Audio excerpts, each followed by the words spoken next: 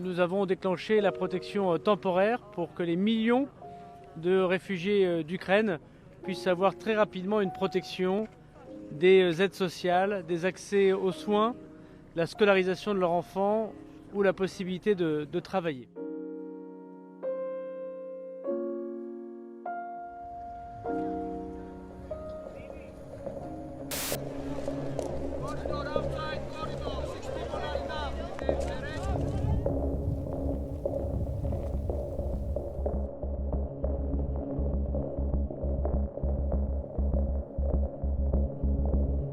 The countries in Eastern Europe responded to the refugee influx in 2015, not with open arms and not by welcoming refugees with soup and chocolate bars, but by really open hostility.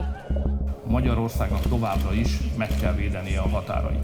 The refugee crisis has been framed both by the media and by politicians as being, they're like us, we should welcome them, we should help them, we're going to do whatever it takes to support refugees. And I think it plays a role in at least two ways.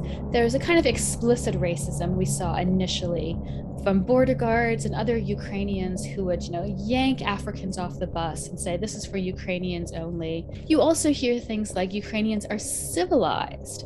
And this language of being civilized, being cultured, plays into a stereotype that people from the Middle East and Africa are somehow culturally inferior, morally inferior.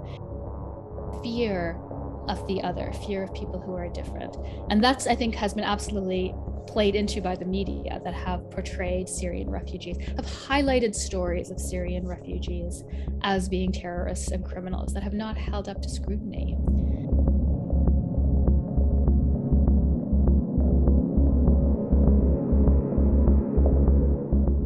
One of the reasons Ukrainians are being persecuted by Putin is because of their desire to be members of the EU, to be more like European countries, to be closer to these countries.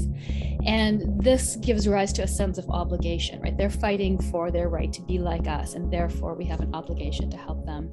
And I would love to see the response to Ukrainian refugees as a model for how we treat other refugees in the future. All refugee children should be greeted with a stuffed animal and the incredibly kind words of, "You are safe, and we will do everything we can to help you."